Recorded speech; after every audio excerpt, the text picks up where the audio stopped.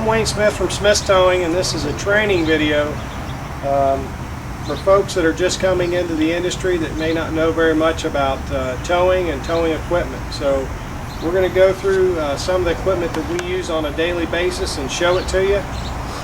Hopefully get some close-ups of the equipment so that you've got some knowledge base about when we ask you to get something, or we're having a conversation on the phone and say get a sister chain or a snatch block or something along that lines. You won't be as in the dark as if watching this video. You get down to the end of it, you'll have some base knowledge. So the first thing we'll show you is what we call ramps. The ramps, that we built these ourselves, and they're just designed to put underneath the bed of a truck, and we'll demonstrate that later to help you with some of the ground clearances on some of the cars that we have to tow today.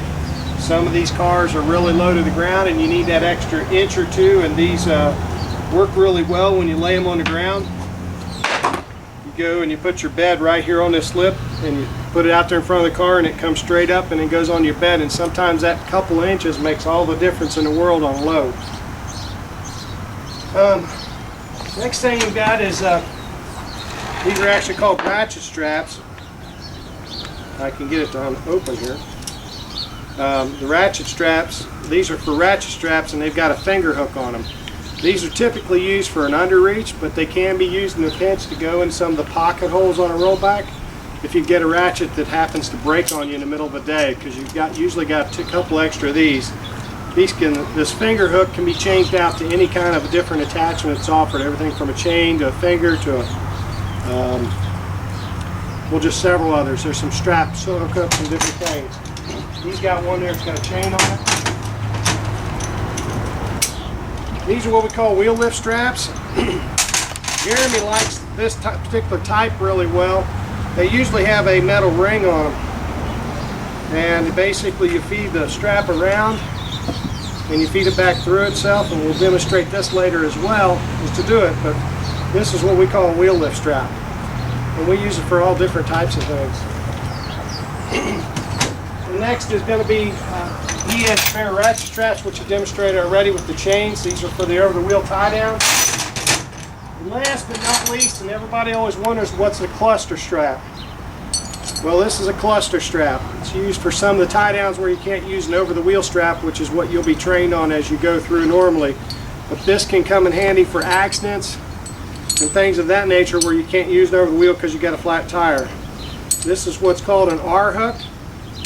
This is called a mini J, and this is called a T hook. I would tell you never, ever, ever to use a T hook. T hooks are dangerous and they will get you in trouble. Never use a T hook. An R hook is ideal, and a mini J is what we use predominantly, but never use the T hooks. Last but not least is the ball joint block. Car often will lose its wheel on the side of the road, and you've got to get it on a truck. We're going to demonstrate that for you, but that's a ball joint strap for a car that's lost its wheel, whether it be a ball joint or something along that line. Last but not least, this is a packet that's got your lights for towing a car on the wheel lift, your stop, turn, and tail lights that plug into the back of the truck. Jeremy's got small crates that he's gotten to put all his chains and stuff. Keeping your boxes neat and clean is absolutely critical if you want to be a professional. If you need equipment and you've got to go over and drag it out and it's not ready to go, it's kind of like the fire department. If you can imagine them throwing all their stuff back in their boxes, it makes you look less professional if you're out there on an accident scene and the police are watching you. Keeping your boxes neat and clean and organized, anytime you've got a minute and they're not that way, you need to stop and make certain that your boxes are neat and clean and organized so that your equipment is ready for you at a moment's notice. We're good. Alright, so that's got your basic, this is going to be your basic recovery chains and tie-down chains for stuff that's a little bit larger, such as your 1-tons and your big vans and your big pickup trucks. Some other equipment we want to go across is skates. Skates are your friend. Of all the things that we use, you should always make certain that your skates are on your truck every day, because you're going to get out there, you don't use them every day, but I'd say use them most days. You're going to use your skates, and you don't want to be caught without them because they will really catch you off guard. A couple other things, we've actually made this up. This is a little We call it a tailboard chain. And what it's designed to do is to be able to do recoveries from the tailboard of the truck. Basically, it's designed to go into a pocket in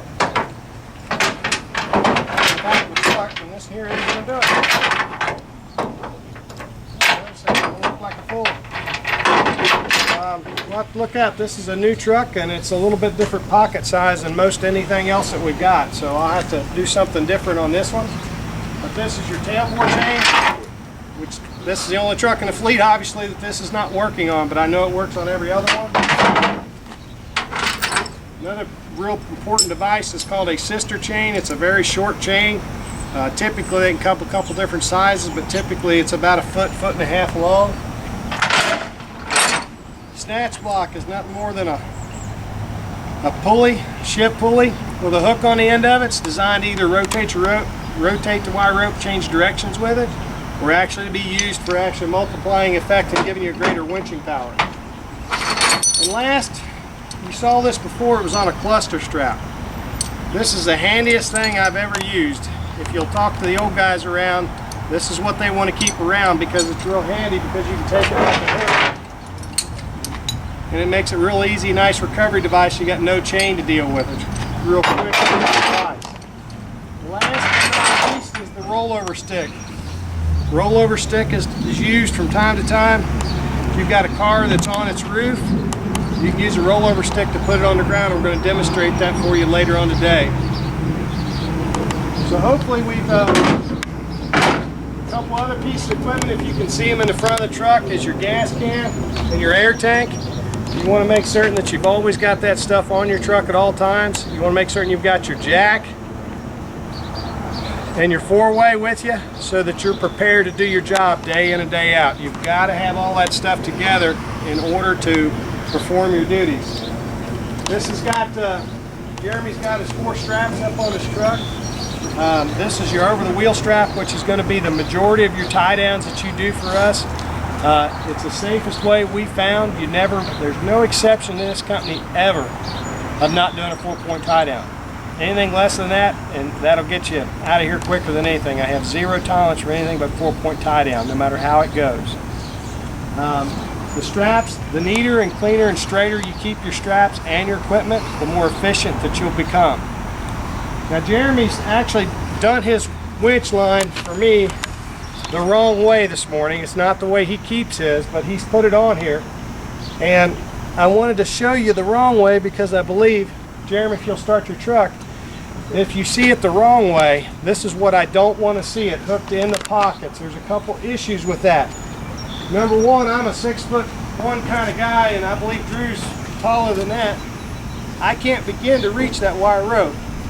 So I'm either doing something dangerous and standing on the wedge and still can't reach it, but it makes for something that you can't deal with, and it's going to get you hurt. And that's the way a majority of the drivers hook their chains on a day-to-day basis, guys. And so I want to show you an alternate way of putting your wire rope on.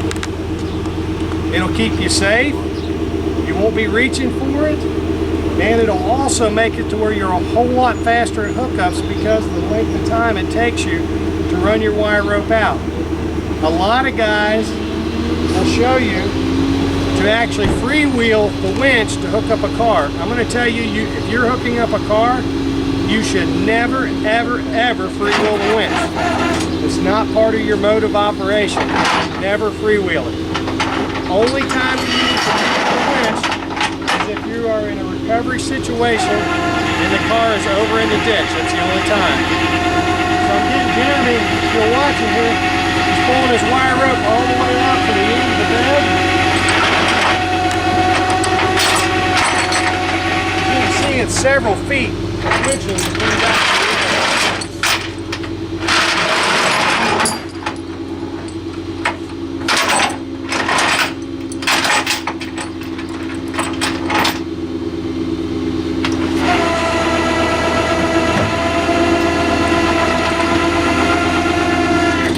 see, he only puts one finger over the edge of the bed, and he takes his other chain and just lays it up forward. That way it's out of the way and it's safe. So when Jeremy goes to pick up a vehicle, show him, Jeremy, how you pick it up, or go to load one. First thing he does, he switches his winch out, and for most vehicles, if you watch his arm, he goes from all the way over, all the way back, and that'll get a vast majority of about any vehicle that you're going to pick up with.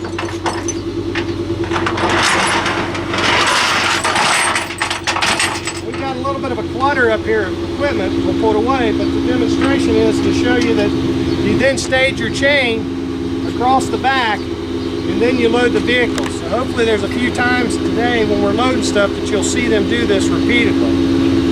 So just to recap, and I'm going to go over the equipment so you've got a second chance to know everything we talked about today. Skates,